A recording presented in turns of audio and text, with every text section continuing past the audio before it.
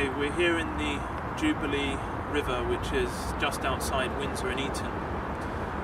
Very picturesque. The problem is you have a motorway on this side. On the other side you have a major road.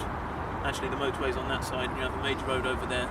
You have aircraft going over constantly. So when you're filming, you need to edit these things out in a sound editor.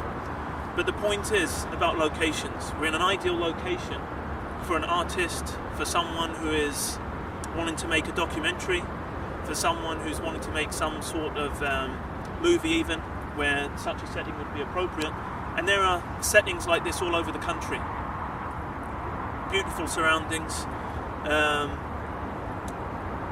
You can use the light as you can, have some reflectors and things like this, and you can start making your movie. But the point is as well, places like this are ideal for inspiration.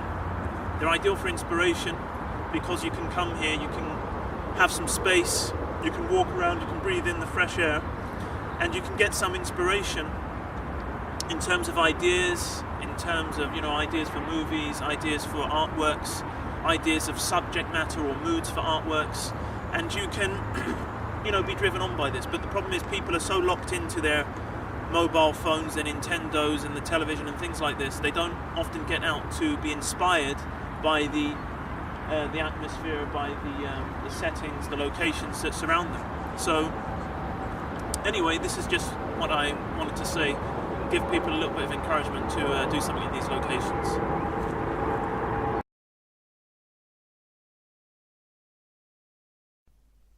Okay, well, you may be wondering where the actual beauty is that I'm talking about in this video. Because I spent so much time messing around setting things up for about an hour, the sun, or the sunset, had vanished by the time I was ready to speak. On top of that, because I was flapping around so much in these in the camera and sound preparations, I'd totally forgotten what I was meant to be talking about, so I ended up not really saying very much. But anyway, this is on the footage you see now is on the Canon FS200. It's a pretty good camera with quite good picture quality. It's not coming out great here because the sun is behind me, obviously, and so I'm being silhouetted a bit, and the sky is flattened out, overexposed maybe. But the point is, I didn't set the correct settings on the camera that would have captured the sunset, so that's my fault. What you're seeing now is footage from the Kodak Zi8, and this is a high definition pocket camcorder. Again, it's pretty good, but the big difference again here is not because of its high definition, it's because of the better positioning of the camera in relation to where the sun is hitting me. So that's why it's superior. I mean, for this little 2-minute shoot, I had a crew of 3 people helping me. Someone on a shotgun mic, someone else on a using a reflector to put light back in my face, and someone operating 2 cameras.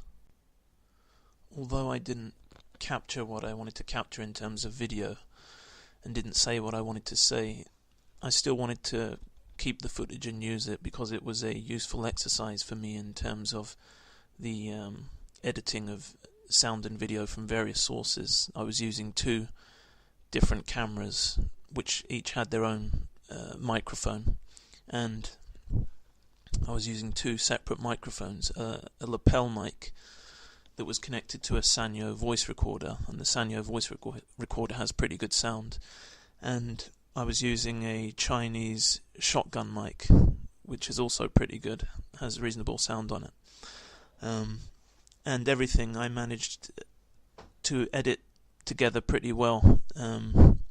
Everything was cut up, different scenes, everything was mixed together pretty well in Kdenlive, which you can get free on Linux.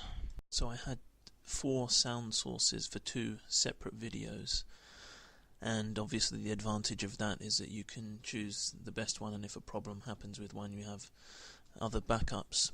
But out of these 4 different sound sources, my preferred one after listening to them all was the internal microphone on the Canon FS200. It had the best spectrum of sound, seemed to pick up the bass, it had the best depth and everything.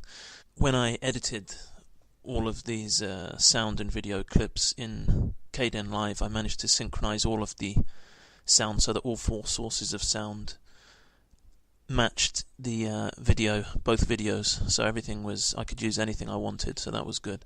The first, on this clip, this sound, on the next clip, the sound that you're going to hear is going to be from the Kodak, the internal mic on the Kodak, and that was fine. Edit these things out in a sound editor, but the point is about locations. We're in an ideal location for an artist, for someone who is... The next sound clip has sound from the Sanyo digital recorder, which itself has good sound, but it has a cheap, I attached a cheap stereo Hama Lapel microphone, and so I think it was degraded by that. It was a bit sharp and flat, the sound, and a bit too loud, so I didn't use it. But the point is as well, places like this are ideal for inspiration. They're ideal for inspiration because you can come here, you can have some space. And finally, the next clip has sound from a Philips voice recorder with an attached Chinese shotgun mic, and it was just a little bit maybe too far away or not positioned in the best place so that the sound wasn't loud enough. You can walk around, you can breathe in the fresh air, and you can get some inspiration in terms of ideas, in terms of, ideas for movies, ideas... And finally, you can see that I'm experimenting with grayscale or black and white in the video here. Now that's available as a mode or effect on most cameras these days, so you can shoot in it directly, but you may as well do it in your video editor. Most video editors, they do it, and that means you still have the choice for color open to you. But as you can see, it's more atmospheric, it's more cinematic, it's more artistic, and it also gives the illusion of quality, because a lot of poor quality is connected to color distortion, whereas in black and white that's not an issue. Anyway, thank you, and I think I'll be saying goodbye.